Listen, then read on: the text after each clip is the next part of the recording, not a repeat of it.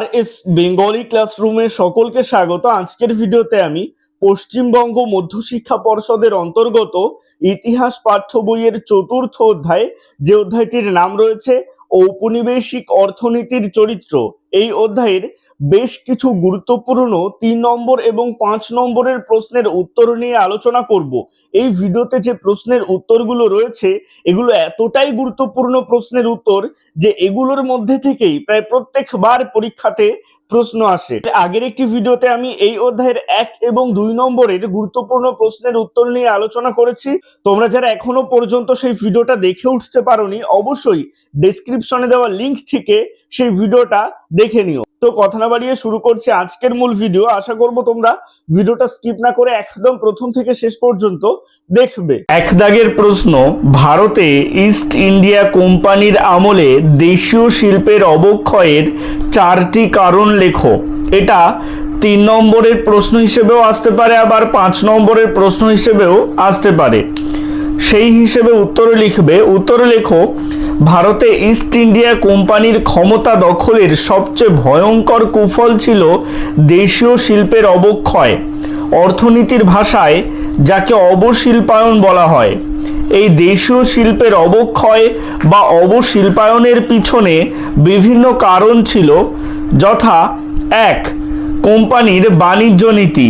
এই পয়েন্টের আন্ডারে লিখবে, ভারতে ক্ষমতা প্রতিষ্ঠার পর ব্রিটিশ কোম্পানি দেশীয় ব্যবসায়ীদের উপর সাঁড়াশি আক্রমণ শুরু করেছিল। একদিকে কোম্পানি ভারতীয় ব্যবসায়ীদের অগ্রিম দাদন দিয়ে স্বল্প মূল্যে কাপড় বিক্রি করতে বাধ্য করত, অপরদিকে কোম্পানির তুলোর ব্যবসায় একচেটিয়া কর্তৃত্ব প্রতিষ্ঠা করে তাঁতিদের নির্দিষ্ট দামে ও শর্তে তা কিনতে বাধ্য করত। 2. অসম শুল্ক নীতি। এই পয়েন্টের আন্ডারে লিখবে, কোম্পানি 1720 খ্রিস্টাব্দে আইন করে ব্রিটেনে সুতির কাপড় ব্যবহার বন্ধ করে দেয়। অপরদিকে ইংল্যান্ডে ভারতীয় বস্ত্রের প্রবেশ বন্ধ করার জন্য চড়া হারে আমদানি শুল্ক চাপায়, যেখানে ইংল্যান্ডের কারখানায় তৈরি কাপড়ের উপর আরোপ করা আমদানি শুল্ক ছিল নামমাত্র। এই অসম শুল্ক নীতির কাছে দেশীয় শিল্প মাথা নোয়াতে বাধ্য হয়। 3 নম্বর পয়েন্ট, কোম্পানির অবাধ বাণিজ্য নীতি। এই পয়েন্টের আন্ডারে লিখবে, 1813 খ্রিস্টাব্দের সনদ আইনে ব্রিটিশ ইস্ট ইন্ডিয়া কোম্পানির হাত থেকে ভারতের একচেটিয়া অধিকার চলে যায় এবং তার বদলে ঘোষিত হয় অবাধ বাণিজ্য নীতির। এর ফলে ইংল্যান্ডে উৎপাদিত সামগ্রীতে ভারতের বাজার ছেয়ে যায়, ফলে ধীরে ধীরে ভারতীয় শিল্প ধ্বংসের মুখে উপনীত হয়। 4 নং পয়েন্ট, মহাদেশীয় অবরোধ। এই পয়েন্টের আন্ডারে লিখবে, ফরাসি সম্রাট নেপোলিয়ন ইংল্যান্ডের বিরুদ্ধে মহাদেশীয় অবরোধ ঘোষণা করলে ইংল্যান্ডের শিল্প পণ্যের রপ্তানি বন্ধ হয়। ভারত যেহেতু ইংল্যান্ডের একটি উপনিবেশ ছিল, তাই ভারতীয় পণ্য রপ্তানিও বাধাপ্রাপ্ত হয়। প্যারা চেঞ্জ করে একসাথেই লিখবে। পরিশেষে বলা যায়, দেশীয় শিল্পের অবক্ষয়ের জন্য উপরিউক্ত কারণগুলির পাশাপাশি যথেষ্ট পুঁজি ও প্রযুক্তির অভাবও যথেষ্ট দায়ী ছিল। বিভিন্ন ঐতিহাসিকদের মতে ভারতীয় বস্ত্র শিল্পের ধ্বংস অর্থনীতির উপর নেতিবাচক প্রভাব ফেলেছিল। এবারে চলে আসছি 2 নম্বর প্রশ্নে। এখানে বলা হচ্ছে, ঔপনিবেশিক যুগে ভারতের ওপর অবশিল্পায়নের কি প্রভাব পড়েছিল। এটাও 3 নম্বরের প্রশ্ন বা 5 নম্বরের প্রশ্ন হিসেবে আসতে পারে। যদি 3 নম্বরের প্রশ্ন হিসেবে আসে অন্তত 3টে পয়েন্ট লিখবে, আর যদি 5 নম্বরের প্রশ্ন আসে তাহলে অন্তত 5টা পয়েন্ট লিখবে। সেইভাবে উত্তরগুলো লিখবে। উত্তরে লেখো, ব্রিটিশ ঔপনিবেশিক শাসনের সময় অবশিল্পায়নের ফলে ভারতের কুটির ও হস্তশিল্প ধীরে ধীরে ধ্বংস হয়ে যায়। এর ফলে ভারতের অর্থনীতি ও সমাজে নানা প্রভাব পড়ে। যেমন 1. কুটির ও হস্তশিল্পের ধ্বংস। এই পয়েন্টের আন্ডারে লিখবে ভারতের তাঁত শিল্প, রেশম শিল্প, ধাতু শিল্প, মৃৎশিল্প প্রভৃতি একসময় বিশ্ববিখ্যাত ছিল, কিন্তু ব্রিটিশ সরকার ভারতীয় শিল্পের উপর বেশি কর বসায় এবং ইংল্যান্ডের মেশিনে তৈরি সস্তা পণ্য ভারতীয় বাজারে প্রবেশ করায়। ফলে দেশীয় শিল্প বিদেশি পণ্যের সঙ্গে প্রতিযোগিতায় টিকতে পারেনি। বহু কারিগর ও শিল্পী তাদের পেশা হারায় এবং প্রাচীন শিল্পের পতন ঘটে। 2 নং পয়েন্ট, বেকারত্ব ও কর্মসংস্থানের সংকট বৃদ্ধি। এই পয়েন্টের আন্ডারে লিখবে শিল্প ধ্বংস হওয়ার ফলে লক্ষ লক্ষ তাঁতি, কামার, কুমোর, স্বর্ণকার ও অন্যান্য কারিগর কর্মহীন হয়ে পড়ে। অনেক পরিবার তাদের দীর্ঘদিনের ঐতিহ্যবাহী পেশা ছেড়ে দিতে বাধ্য হয়। শিল্পের বিকাশ না হওয়ায় নতুন কর্মসংস্থানের সুযোগও তৈরি হয়নি। এর ফলে দেশে বেকারত্ব ব্যাপকভাবে বৃদ্ধি পায়। 3 নং পয়েন্ট, কৃষিক্ষেত্রে অতিরিক্ত চাপ সৃষ্টি। এই পয়েন্টের আন্ডারে লিখবে শিল্পে কাজ হারিয়ে বহু মানুষ জীবিকার জন্য কৃষিকাজের উপর নির্ভরশীল হয়ে পড়ে। ফলে কৃষিক্ষেত্রে জনসংখ্যার চাপ অত্যধিক বেড়ে যায়, কিন্তু কৃষির উন্নতি না হওয়ায় সকলের জন্য পর্যাপ্ত আয়ের ব্যবস্থা হয়নি। এর ফলে কৃষকদের দারিদ্র ও দুর্দশা আরও বেড়ে যায়। 4 নং পয়েন্ট, দারিদ্র ও জীবনযাত্রার মানের অবনতি। এই পয়েন্টের আন্ডারে লিখবে অবশিল্পায়নের ফলে মানুষের আয় কমে যায় এবং অর্থনৈতিক সংকট দেখা দেয়। বহু পরিবার অর্ধাহারে অনাহারে জীবন কাটাতে বাধ্য হয়। সাধারণ মানুষের ক্রয় ক্ষমতা কমে যায় এবং জীবনযাত্রার মান নিচে নেমে আসে। গ্রামাঞ্চলে দারিদ্র ও ঋণগ্রস্ততা ভয়াবহ আকার ধারণ করে। প্যারা চেঞ্জ করে একসাথেই লিখবে ঔপনিবেশিক যুগের অবশিল্পায়ন ভারতের অর্থনীতিকে গভীরভাবে ক্ষতিগ্রস্ত করেছিল। এর ফলে দেশীয় শিল্প ধ্বংস, বেকারত্ব ও দারিদ্র বৃদ্ধি পায়। তাই স্বাধীনতার পরে ভারত শিল্প উন্নয়নের মাধ্যমে অর্থনৈতিক উন্নতির পথে এগিয়ে যাওয়ার চেষ্টা করে। এবারে চলে আসছি 3 নম্বরের প্রশ্নে। এখানে অনেকগুলো পার্ট রয়েছে, যেভাবে প্রশ্ন আসবে সেভাবে উত্তর লিখবে। দেখো এখানে বেশ কিছু পার্ট রয়েছে প্রশ্নের।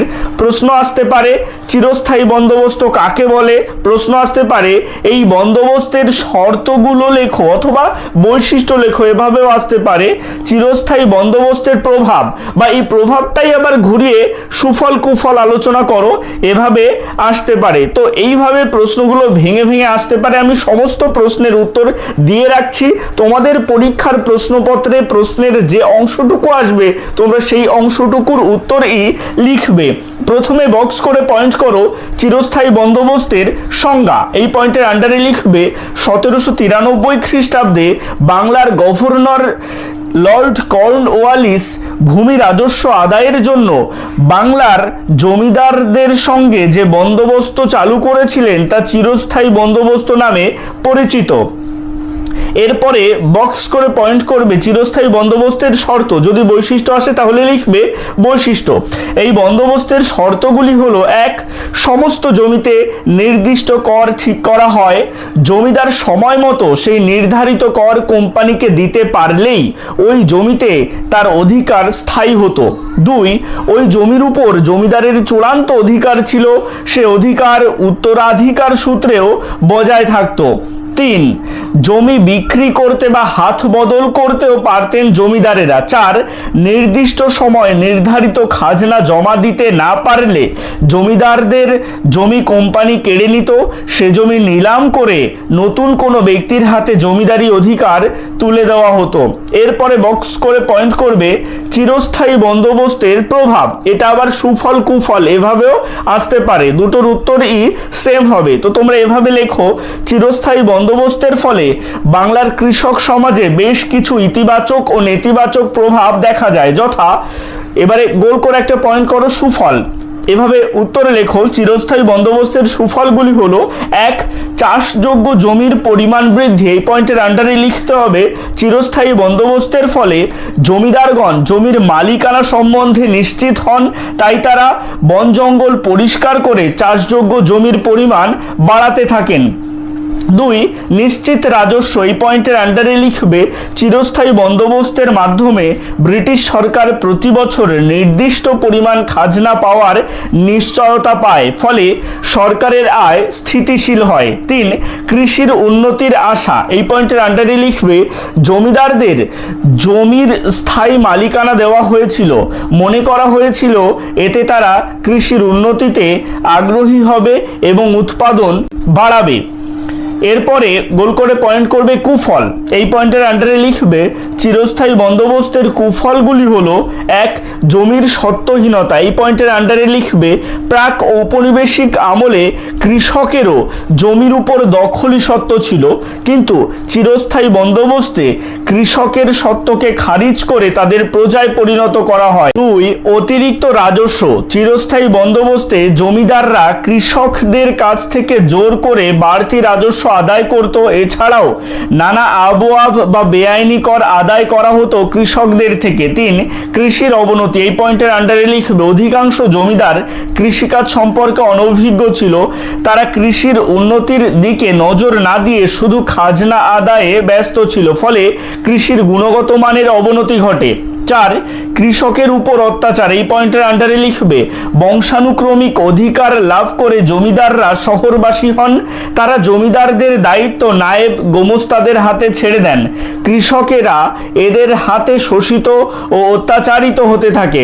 এরপরে উপসংহারে লিখবে, চিরস্থায়ী বন্দোবস্ত ব্রিটিশ সরকারের রাজস্ব আদায় সহজ করলেও কৃষকদের উপর শোষণ ও দারিদ্র বৃদ্ধি করেছিল, ফলে এই ব্যবস্থা ভারতের কৃষি ও সমাজ জীবনে দীর্ঘস্থায়ী নেতিবাচক প্রভাব ফেলেছিল। এবারে চলে আসছি 4 দাগের প্রশ্নে। এখানে বলা হচ্ছে, রায়ত-ওয়ারি বন্দোবস্ত কাকে বলে, এর বৈশিষ্ট্য বা শর্ত ও ফলাফল সম্পর্কে আলোচনা করো।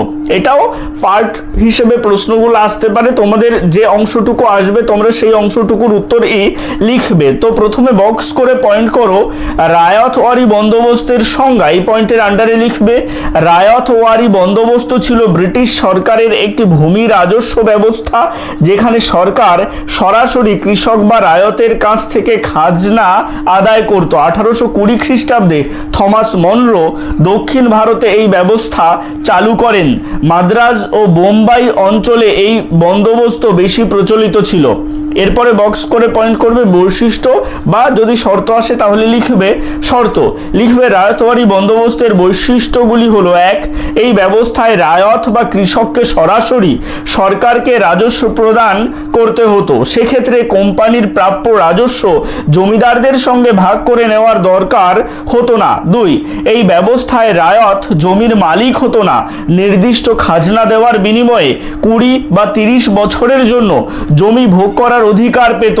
তিন, এই ব্যবস্থায় রাজস্বের হার নির্ধারিত হতো উৎপন্ন ফসলের অংশ হিসেবে। 4, 20 থেকে 30 বছর অন্তর রাজস্বের হার বৃদ্ধি করা হতো।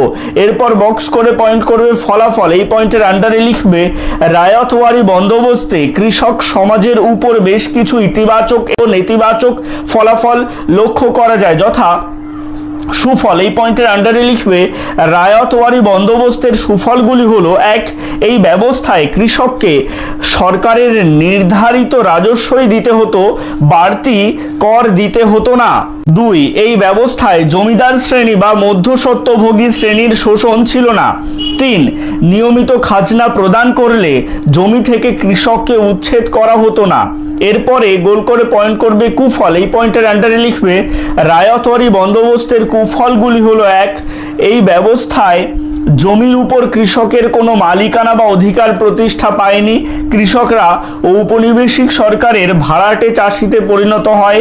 2, এই ব্যবস্থায় রাজস্বের হার ছিল খুব বেশি। 3, প্রাকৃতিক দুর্যোগ বা অন্য কোনো কারণে সময় মতো রাজস্ব দিতে না পারলে জমি থেকে তাদের উৎখাত করে সেই জমি অন্য চাষিকে দেওয়া হতো। এরপরে বক্স করে পয়েন্ট করবে উপসংহার, এই পয়েন্টের আন্ডারে লিখবে রায়তওয়ারি বন্দোবস্তে কৃষকদের সঙ্গে সরকারের সরাসরি সম্পর্ক স্থাপিত হলেও অতিরিক্ত খাজনার চাপে কৃষকদের দুর্দশা বৃদ্ধি পায়। ফলে এই ব্যবস্থা কৃষকদের জন্য খুব বেশি সুফল বয়ে আনতে পারেনি। বলা যায় কৃষকের স্বার্থ নয়, সরকারের লাভই ছিল এই ব্যবস্থার অন্যতম লক্ষ্য। এবারে চলে আসছি 5 দাগের প্রশ্নে। এখানে বলা হচ্ছে ব্রিটিশ ভারতে রেলপথ নির্মাণের উদ্দেশ্য বা কারণগুলি লেখো। উত্তরে লিখবে লর্ড ডালহৌসির আমলে 1853 খ্রিস্টাব্দে ভারতে রেলপথ নির্মাণের প্রকল্প শুরু হয়।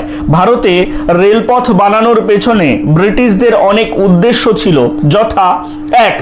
কাঁচামাল সংগ্রহ করা, এই পয়েন্টের আন্ডারে লিখবে ব্রিটিশরা ভারতের বিভিন্ন অঞ্চল থেকে তুলো, পাট, নীল, চা, কয়লা প্রভৃতি কাঁচামাল দ্রুত বন্দরে পৌঁছে দিতে রেলপথ নির্মাণ করে। এর ফলে সহজে এই কাঁচামাল ইংল্যান্ডে পাঠিয়ে সেখানে শিল্প কারখানায় ব্যবহার করা যেত। 2.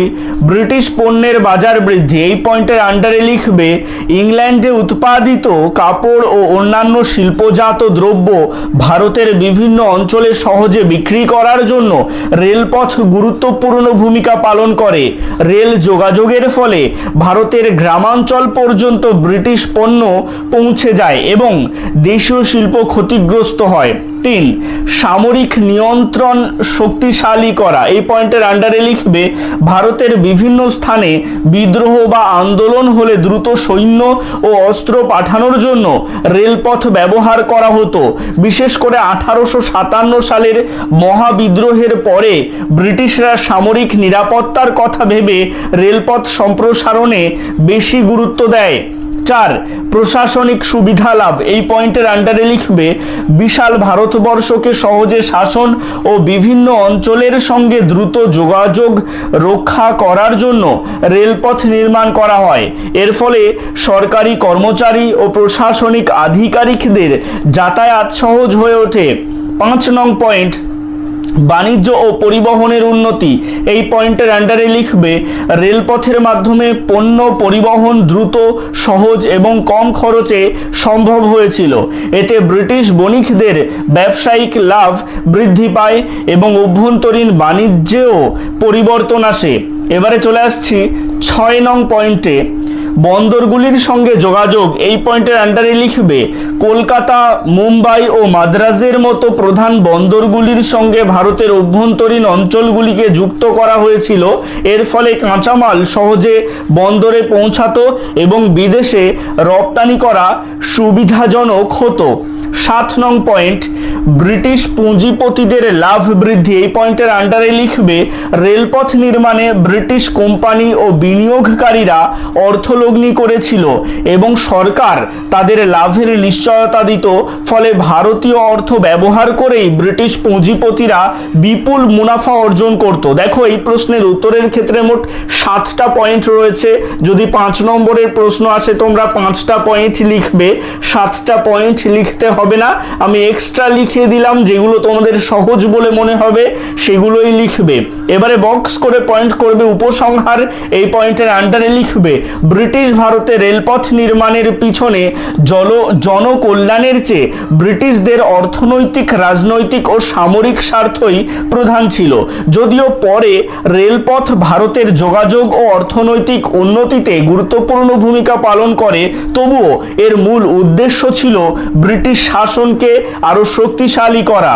এবারে চলে আসছে আমরা 6 দাগের প্রশ্নে। এখানে বলা হচ্ছে ঔপনিবেশিক ভারত ছিল ব্রিটিশ সাম্রাজ্যের রত্ন, ব্যাখ্যা করো। এই প্রশ্নের উত্তরে তোমরা লিখবে 18 শতকের শেষ দিক থেকে পরবর্তী 1.5 শতকে ঔপনিবেশিক ব্রিটিশ প্রশাসন ভারতের অর্থনীতিকে ব্রিটিশ সাম্রাজ্যের স্বার্থে পরিচালিত করতে উদ্যোগী হয়েছিল। 1857 খ্রিস্টাব্দের বিদ্রোহের পরে বলা হয় ভারত ভারতে ব্রিটিশ শাসন ব্যবস্থার যাবতীয় খরচ ভারত থেকেই আদায় করতে হবে। তবে ব্রিটিশ সাম্রাজ্যের প্রয়োজনে যথেচ্ছভাবে ভারতীয় সম্পদ ব্যবহার করা যাবে। ভারতের বাজার ব্রিটিশ পণ্যের জন্য উন্মুক্ত হয়। 1914 খ্রিস্টাব্দ নাগাদ ব্রিটেনের ল্যাঙ্কাশায়ারে তৈরি সুতির কাপড়ের 85% ভারতে বিক্রি হতো। ভারতীয় রেলের ব্যবহৃত লোহা ও ইস্পাতের 17% আসত ব্রিটেন থেকে। অর্থাৎ উপনিবেশ হিসাবে ভারতীয় শিল্প বাণিজ্যের অভিমুখ শাসক ব্রিটেনের স্বার্থেই পরিচালিত হতো। তাই ব্রিটিশ সাম্রাজ্যের মধ্যে ভারতকেই সবচেয়ে দামি রত্ন হিসাবে বর্ণনা করা হতো। এবারে চলে আসছি 7 দাগের প্রশ্নে। এটা বিশেষ করে 3 নম্বরের প্রশ্ন হিসেবেই আসতে পারে, তবুও যদি 5 নম্বরের প্রশ্ন হিসেবে আসে আমি সেভাবেই উত্তরটা লিখে দিয়েছি। 7 দাগের প্রশ্ন কি রয়েছে যে উপনিবেশিক ভারতে টেলিগ্রাফ ব্যবস্থার গুরুত্ব লেখো। উত্তরে লিখবে ঔপনিবেশিক ভারতে ব্রিটিশ সরকার আধুনিক যোগাযোগ ব্যবস্থা গড়ে তোলার জন্য টেলিগ্রাফ চালু করে। এর গুরুত্বগুলি হলো: 1. দ্রুত সংবাদ আদান প্রদান। এই পয়েন্টের আন্ডারে লিখবে টেলিগ্রাফের মাধ্যমে অল্প সময়ে এক স্থান থেকে অন্য স্থানে খবর পাঠানো যেত, ফলে যোগাযোগ ব্যবস্থা অনেক উন্নত হয়। 2. প্রশাসনিক শক্তি বৃদ্ধি। এই পয়েন্টের আন্ডারে লিখবে টেলিগ্রাফের মাধ্যমে ভারতের বিভিন্ন অঞ্চলের সঙ্গে ব্রিটিশ সরকার দ্রুত যোগাযোগ রাখতে পারত। প্রশাসনিক নির্দেশ ও সরকারি খবর সহজে পৌঁছে দেওয়া সম্ভব হতো। 3. সামরিক নিয়ন্ত্রণের সুবিধা। এই পয়েন্টের আন্ডারে লিখবে টেলিগ্রাফের মাধ্যমে কোনো বিদ্রোহ বা অশান্তির খবর দ্রুত সেনাবাহিনীর কাছে পৌঁছাতো। বিশেষ করে 1857 সালের বিদ্রোহ দমনে টেলিগ্রাফ গুরুত্বপূর্ণ ভূমিকা পালন করে। 4. ব্যবসা বাণিজ্যের প্রসার। এই পয়েন্টের আন্ডারে লিখবে টেলিগ্রাফের মাধ্যমে ব্যবসায়ীরা দ্রুত বাজারের খবর পেত এবং রেল চলাচল নিয়ন্ত্রণ করাও সহজ হয়েছিল। এতে ব্যবসা বাণিজ্যের প্রসার ঘটে। 5 নং পয়েন্ট সংবাদপত্র ও সাংবাদিকতার বিকাশ। এই পয়েন্টের আন্ডারে লিখবে টেলিগ্রাফের মাধ্যমে দেশ বিদেশের খবর দ্রুত সংগ্রহ করা সম্ভব হওয়ায় সংবাদপত্রের উন্নতি ও আধুনিক সাংবাদিকতার প্রসার ঘটে। এবারে বক্স করে পয়েন্ট করবে উপসংহার। এই পয়েন্টের আন্ডারে লিখবে টেলিগ্রাফ ব্যবস্থা ভারতে আধুনিক যোগাযোগ ব্যবস্থার সূচনা করেছিল, তবে এর প্রধান উদ্দেশ্য ছিল ব্রিটিশ শাসন ও প্রশাসনিক নিয়ন্ত্রণকে আরো মজবুত করা। এবারে চলে আসছি 8 দাগের প্রশ্নে। এখানে বলা হচ্ছে ঔপনিবেশিক ভারতের রেলপথ নির্মাণের ফলাফল আলোচনা করো। উত্তরে লিখবে ঔপনিবেশিক ভারতে ব্রিটিশ সরকার মূলত নিজেদের প্রশাসনিক, সামরিক ও অর্থনৈতিক সুবিধার জন্য রেলপথ নির্মাণ করেছিল। তবে এর ফলে ভারতের সমাজ, অর্থনীতি ও রাজনৈতিক ক্ষেত্রে নানা গুরুত্বপূর্ণ পরিবর্তন দেখা যায়, যথা: 1. যোগাযোগ ব্যবস্থার উন্নতি। এই পয়েন্টের আন্ডারে লিখবে রেলপথ চালু হওয়ার ফলে ভারতের বিভিন্ন প্রান্তের মধ্যে যাতায়াত অনেক সহজ ও দ্রুত হয়ে ওঠে। আগে যেখানে এক জায়গা থেকে অন্য জায়গায় যেতে বহুদিন সময় লাগতো, সেখানে রেলের মাধ্যমে অল্প সময় মানুষ ও পণ্য পরিবহন সম্ভব হয়। এর ফলে দেশের অভ্যন্তরীণ যোগাযোগ ব্যবস্থার উন্নতি ঘটে এবং দূরবর্তী অঞ্চলগুলিও একে অপরের সঙ্গে যুক্ত হয়ে পড়ে। 2. বাণিজ্য ও শিল্পের প্রসার। এই পয়েন্টের আন্ডারে লিখবে রেলপথের সাহায্যে কৃষিজ ও শিল্পজাত পণ্য দ্রুত বিভিন্ন বাজারে পৌঁছে দেওয়া সম্ভব হয়। বন্দর এলাকায় কাঁচামাল সহজে পৌঁছানোর ফলে ব্রিটিশ শিল্পের লাভ বৃদ্ধি পায়। এছাড়া কয়লা, লোহা, পাট ও তুলো শিল্পের প্রসারেও রেলপথ গুরুত্বপূর্ণ ভূমিকা পালন করে। ব্যবসায়ীদের জন্য পণ্য পরিবহন অনেক কম খরচে ও দ্রুত সম্পন্ন হতো। 3. ব্রিটিশ শোষণ বৃদ্ধি। এই পয়েন্টের আন্ডারে লিখবে রেলপথ নির্মাণের প্রধান উদ্দেশ্য ছিল ভারতের সম্পদ সহজে শোষণ করা, ভারতের কাঁচামাল দ্রুত ইংল্যান্ডে পাঠানো এবং ইংল্যান্ডের তৈরি পণ্য ভারতের বাজারে বিক্রি করা সহজ হয়ে যায়। ফলে ভারত ধীরে ধীরে ব্রিটিশ শিল্পের কাঁচামালের যোগানদাতা ও প্রস্তুত পণ্যের বাজারে পরিণত হয়। এতে ভারতীয় কুটির শিল্প মারাত্মকভাবে ক্ষতিগ্রস্ত হয়। এবারে চলে আসছি 4 নং পয়েন্টে। 4 নং পয়েন্টে রয়েছে কৃষির বাণিজ্যিকীকরণ। এই পয়েন্টের আন্ডারে লিখবে রেলপথের কারণে কৃষকরা বাজারে বিক্রির জন্য বেশি পরিমাণে নগদ ফসল উৎপাদন করতে শুরু করে। নীল, পাট, তুলো, চা ইত্যাদি বাণিজ্যিক ফসলের চাষ বৃদ্ধি পায়। এর ফলে কৃষি ধীরে ধীরে বাজার নির্ভর হয়ে ওঠে। তবে খাদ্যশস্যের উৎপাদন কমে যাওয়ায় অনেক সময় খাদ্য সংকট ও দুর্ভিক্ষের পরিস্থিতিও তৈরি হয়। 5 নং পয়েন্ট জাতীয়তাবাদের বিকাশ। এই পয়েন্টের আন্ডারে লিখবে রেলপথ ভারতের বিভিন্ন অঞ্চলের মানুষের মধ্যে যোগাযোগ ও ভাবের আদান প্রদান বাড়িয়ে তোলে। বিভিন্ন ভাষা, ধর্ম ও সংস্কৃতির মানুষ একে অপরের সংস্পর্শে আসে। এর ফলে জাতীয় ঐক্যবোধ ও রাজনৈতিক সচেতনতা বৃদ্ধি পায়। স্বাধীনতা আন্দোলনের নেতারাও রেলের সাহায্যে দেশের বিভিন্ন স্থানে গিয়ে আন্দোলন সংগঠিত করতে সক্ষম হয়। 6 দুর্ভিক্ষ মোকাবিলায় আংশিক সাহায্য। এই পয়েন্টের আন্ডারে লিখবে রেলপথের মাধ্যমে এক অঞ্চল থেকে অন্য অঞ্চলে দ্রুত খাদ্যশস্য পাঠানো সম্ভব হয়েছিল। ফলে কিছু ক্ষেত্রে দুর্ভিক্ষ পীড়িত এলাকায় ত্রাণ পৌঁছে দেওয়া সহজ হয়। তবে ব্রিটিশ সরকারের উদাসীনতা ও মুনাফা কেন্দ্রিক নীতির কারণে বহু সময় সাধারণ মানুষ পর্যাপ্ত সাহায্য পায়নি। তাই রেল থাকা সত্ত্বেও বড় বড় দুর্ভিক্ষ পুরোপুরি রোধ করা যায়নি। এবারে প্যারা চেঞ্জ করে বক্স করে পয়েন্ট করবে উপসংহার। এই পয়েন্টের আন্ডারে লিখবে ঔপনিবেশিক ভারতে রেলপথ নির্মাণ একদিকে আধুনিক যোগাযোগ ও বাণিজ্যের প্রসার ঘটালেও অন্যদিকে এটি ব্রিটিশ শাসনের অর্থনৈতিক শোষণকে আরো শক্তিশালী করেছিল। তবুও রেলপথ ভারতের জাতীয় ঐক্য ও আধুনিক চেতনার বিকাশে গুরুত্বপূর্ণ ভূমিকা পালন করে। আজকের ভিডিওটা এই পর্যন্তই। ভিডিওটা কেমন লাগলো অবশ্যই কমেন্টের মাধ্যমে জানিও। ভালো লাগলে লাইক করো এবং একই ক্লাসের বন্ধুদের সাথে ভিডিওটাকে শেয়ার করতে ভুলো না। ভালো থেকো, সুস্থ থেকো সকলে, আর অবশ্যই RS বেঙ্গলি ক্লাসরুমের সাথে থেকো। সবশেষে একটাই রিকোয়েস্ট, এখনো পর্যন্ত যারা চ্যানেলটিকে সাবস্ক্রাইব করে উঠতে পারোনি তারা অবশ্যই চ্যানেলটিকে সাবস্ক্রাইব করে দিও এবং পাশে থাকা বেল আইকনটিকে প্রেস করে অল বাটনে ক্লিক করে দিও নতুন ভিডিওর আপডেট সবার আগে পেতে।